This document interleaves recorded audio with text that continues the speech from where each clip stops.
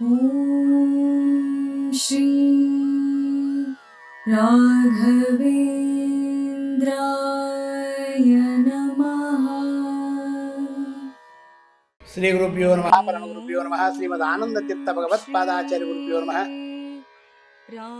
ನರಸಿಂಹೋ ಅಖಿಲಾಜ್ಞಾನಃ ಮತದ್ವಾಂಧ ದಿವಾಕರಃ ಜಯತಿ ಅನುಸುಜ್ಞಾನ ಶೋಕಶಕ್ತಿ ಪಯೋರಕಿ ಚಿತ್ರೈ ಪದಶ್ಯ ಗಂಭೀರೈ ವಾಕ್ಯೈ ಮಾನೇಯ ಖಂಡಿತೈ ಗುರುಭಾವಂ ಮೆಂಜಯಂತಿ ಪಾದಶ್ರೀ ಜಯತೀರ್ಥವಾಕ್ ಅರ್ಥಿಕಲ್ಪಿತಕಲ್ಪೋಯಂ ಪ್ರತ್ಯಕ್ಷ ಗಜಕೇಸರಿ ವ್ಯಾಸತೀರ್ಥ ಗುರುಭೂಯಾತ್ ಅಸ್ಮದಿಷ್ಟಾ ಸಿದ್ಧೇ ಪೂಜ್ಯಾಯ ರಾಘವೇಂದ್ರಾಯ ಸತ್ಯಧರ್ಮ ರಥಾಯ ಚ ಭಜತಾಂ ಕಲ್ಪವೃಕ್ಷಾಯ ನಮತಾಂ ಕಾಮಧೇನವೇ.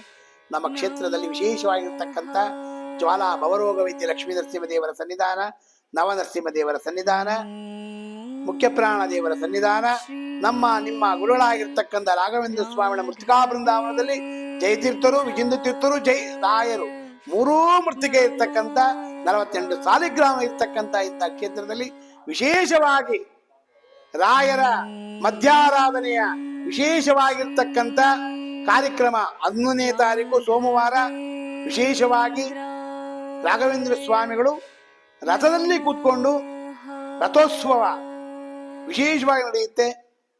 ಅದರಲ್ಲೂ 10, 11, 12 3 ದಿವಸಗಳ ಕಾಲ ವಿಶೇಷವಾಗಿರ್ತಕ್ಕಂಥ ಆರಾಧನಾ ಮಹೋತ್ಸವ ಕಾರ್ಯಕ್ರಮದಲ್ಲಿ ಮಧ್ಯಾರಾಧನೆ ಬಹಳ ವಿಶೇಷವಾಗಿರ್ತಕ್ಕಂಥದ್ದು.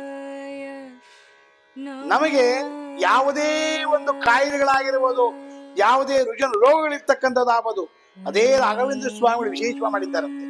ಯಾವ ದೇವರ ನಾಮದಲ್ಲಿ ನೊಂದೇ ನೈಜ ಭವ ಬಂಧನದೊಳು ಸಿಲುಕಿ ಮುಂದೆ ದಾರಿ ಕಾಣದೆ ಹೊಂದಿದೆ ಜಗದೊಳು ಕಂದನಂದೆಲ್ದೆಲ್ದ ಕುಂದುಗಳೆನೀಸದೆ ತಂದೆ ಕಾಯೋ ಕೃಷ್ಣ ಸಂದರ್ಪ ಜನ ಕನೆಗಿಂದು ಜನಗೆ ಗೋವಿಂದ ನಿರ್ಣಯ ಪಾದಾರವಿಂದವ ತೋರು ಎನಗೆ ಮುಕುಂದನೇ. ವಿಶೇಷವಾಗಿ ರಾಘವೇಂದ್ರ ಸ್ವಾಮಿಗಳೇ ವಿಶೇಷವಾಗಿ ಬಂದು ನಮ್ಮನ್ನೆಲ್ಲರನ್ನು ಉದ್ಧಾರ ಮಾಡ್ತಕ್ಕಂಥದ್ದು ಮಧ್ಯಾರಾಧನೆ ದಿವಸ. ಅದರಲ್ಲೂ ಮಧ್ಯಾಹ್ನ ದಿವಸ ನಮ್ಮ ಕ್ಷೇತ್ರ ಎಲ್ಲಿ ರಾಯರ ಮೃತ್ತಿಕಾ ಬೃಂದಾವನ ಹೇಳಿದೆ ಆ ಕ್ಷೇತ್ರಕ್ಕೆ ಹೋಗಿ ರಾಯರ ದರ್ಶನವನ್ನು ಪಡೆಯಿರಿ. ಬಾರೋ ಗುರು ರಾಘವೇಂದ್ರ ಭಾರಯ್ಯ ಬಾಬಾ, ಬಾರೋ ಗುರು ರಾಘವೇಂದ್ರ ಹಿಂದೆ ಮುಂದಿಲ್ಲೆನಗೆ ಈ ಗತಿ ಎಂದು ನಂಬಿದೆ ನಿನ್ನ ಪಾದವ ಬಂಧನವ ಬಿಡಿಸಲ್ಲ ಕರ ಪಿಡಿದಲ್ದ ಕಂದ ಮುಕುಂದ ಬಂದೋ ಸೇವಕನೆಲೋ ನಾನು. ಇಷ್ಟು ದಿನ ಸೇವೆಗಳನ್ನು ಮಾಡಿದ್ದೀನಿ ಭಗವಂತ, ಆ ಸೇವೆಗೆ ನೀನೇ ಅನುಗ್ರಹವನ್ನು ಮಾಡಬೇಕು ಅಂತೇಳಿ ರಾಯರ ಹತ್ರ ಕೇಳ್ಕೊಳ್ಬೇಕಂತ ಒಂದು ದಿವಸ. ಯಾಕಂದ್ರೆ ಕಣ್ಣು ಬಿಟ್ಟು ನೋಡ್ತಾ ಇರ್ತಾರಂತ ರಾಘವೇಂದ್ರ ಸ್ವಾಮಿ ಮಧ್ಯಾಹ್ನ ಅಂತ ದಿವಸ. ಸೇವಕನೆಲೋ ನಾನು ಧಾರಿಸಿ ಬಂದೆನು ಸೇವೆಯೊಳಗೆ ನೀನು, ಸೇವಕನ ಸೇವೆಯನ್ನು ಸೇವಿಸಿ ಸೇವಕ ಭಾವವೀಯುತ ಗಾವು ಮಾಡದೆ ಪರೆಯ ದೊರೆಯೊಳು ಪಾವನಾತ್ಮಕ ಪಾವ ಕರುಣೆ. ಬಾರೋ ಗುರು ರಾಘವೇಂದ್ರ ಬಾರಯ್ಯ ಬಾಬಾ, ಬಾರೋ ಗುರು ರಾಘವೇಂದ್ರ.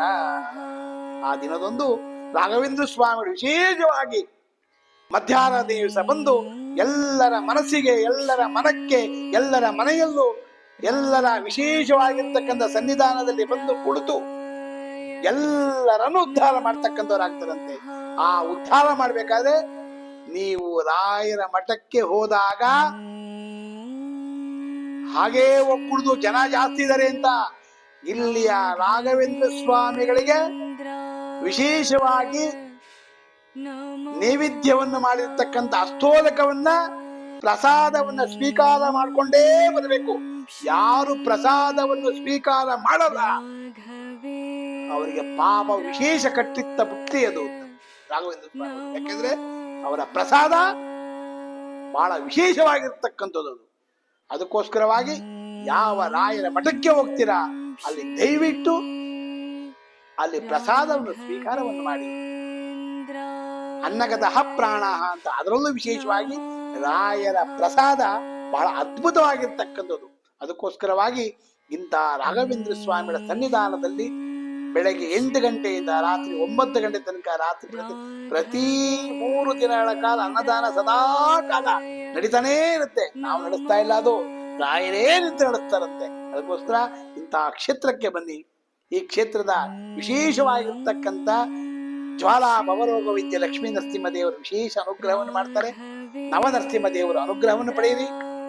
ಅದರಲ್ಲೂ ರಾಘವೇಂದ್ರ ಸ್ವಾಮಿಯ ಮಧ್ಯಾರಾಧನೆ ದಿವಸ ವಿಶೇಷವಾಗಿ ಮುಖ್ಯ ಪ್ರಾಣ ದೇವರ ಜೊತೆಯಲ್ಲಿ, ಹನುಮಂತ ದೇವರ ಜೊತೆಯಲ್ಲಿ, ಭೀಮಸೇನ ಜೊತೆಯಲ್ಲಿ ಸಾಕ್ಷಾತ್ ಗುರುಗಳು ರಾಘವೇಂದ್ರ ಸ್ವಾಮಿಗಳು ವಿಶೇಷವಾಗಿ ಬಂದು ಕುಣಿದು ಕುಬಳಿಸಿ ಎಲ್ಲರನ್ನೂ ಉದ್ಧಾರ ಮಾಡ್ತಕ್ಕಂಥವ್ರಾಗ್ತಾರಂತೆ.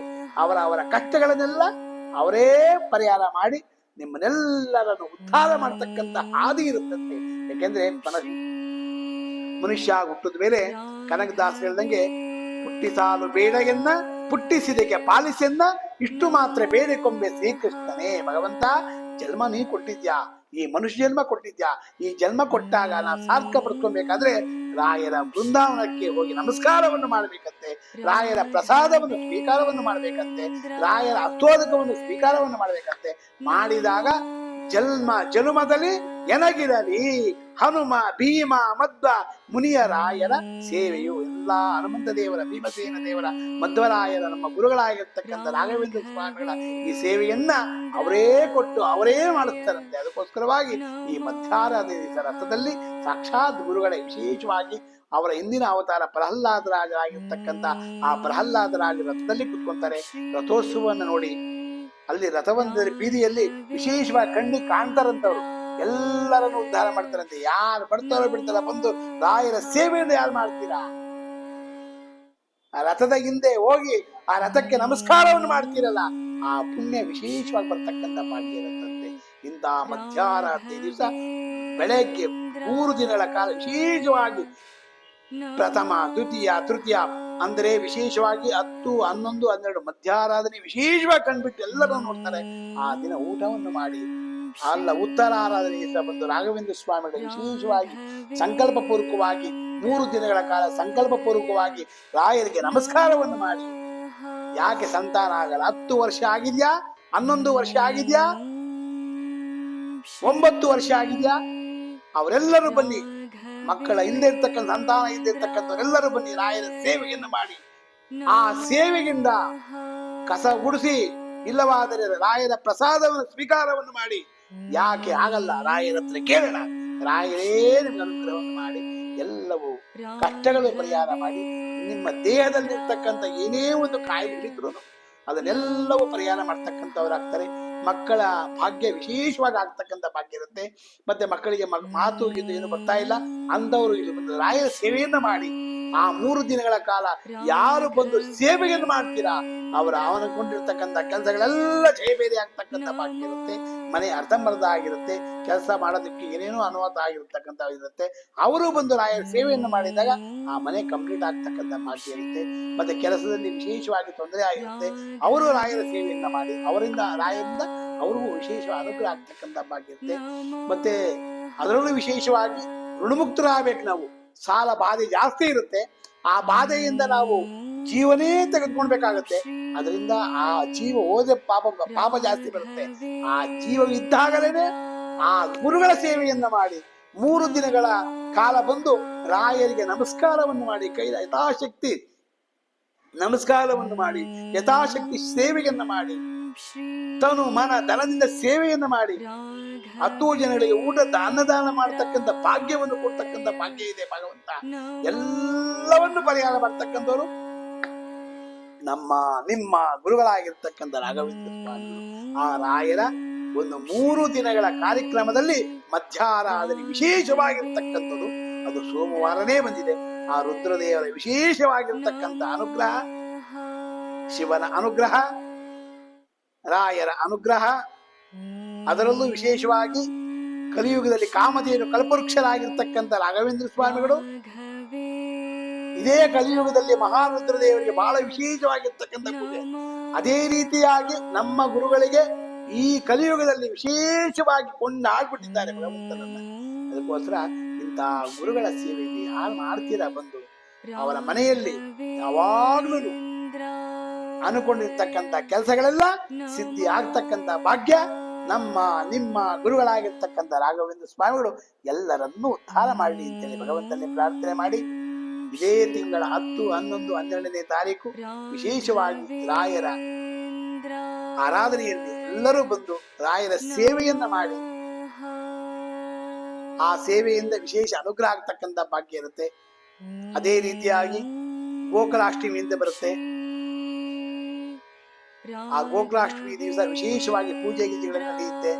ಆಗಲೂ ಬಂದು ಸೇವೆಯನ್ನು ಮಾಡಿ ಇಂಥವರಿಗೆಲ್ಲ ಭಗವಂತ ಅನುಗ್ರಹವನ್ನು ಮಾಡಲಿ ಅಂತೇಳಿ ಭಗವಂತನ ಪ್ರಾರ್ಥನೆ ಮಾಡಿ ಪೂಜ್ಯಾಯ ರಾಘವೇಂದ್ರಾಯ ಸತ್ಯ ಧರ್ಮರತಾಯ ಚ ಭಜತಾಂ ಕಲ್ಪವೃಕ್ಷಾಯ ನಮತಾಂ ಕಾಮಧೇನವೇ ದೂರ್ವಾದಿದ್ವಾಂತರವೇ ವೈಷ್ಣವೇಂದ್ರೇ ವರಂದ್ರೇ ಶ್ರೀ ರಾಘವೇಂದ್ರ ಗುರುವೇ ನಮೋ ಅತ್ಯಂತ ದಯಾಳವೇ. ಸರ್ವಂ ಶ್ರೀಕೃಷ್ಣಾರ್ಪಣಮಸ್ತು. ಮಧ್ವಾಂತರ್ಗತ ಭಾರತೀಶ ಅರ್ಪಣಮಸ್ತು. ಪುಟ್ಟರಾಯರೇ, ಏನ್ ಮಾಡ್ತಿದ್ದೀರಾ? ಪ್ರತಿದಿನ ನಮ್ಮಪ್ಪ ಅಮ್ಮ ನಿಮ್ಮ ಚಾನೆಲ್ ನ ಎಲ್ಲಾ ವಿಡಿಯೋಗಳನ್ನ ನೋಡುತ್ತಾರೆ, ಆದ್ರೆ ಸಬ್ಸ್ಕ್ರೈಬ್ ಶೇರ್ ಮಾಡೋದು ಮರೆತಿದ್ದಾರೆ.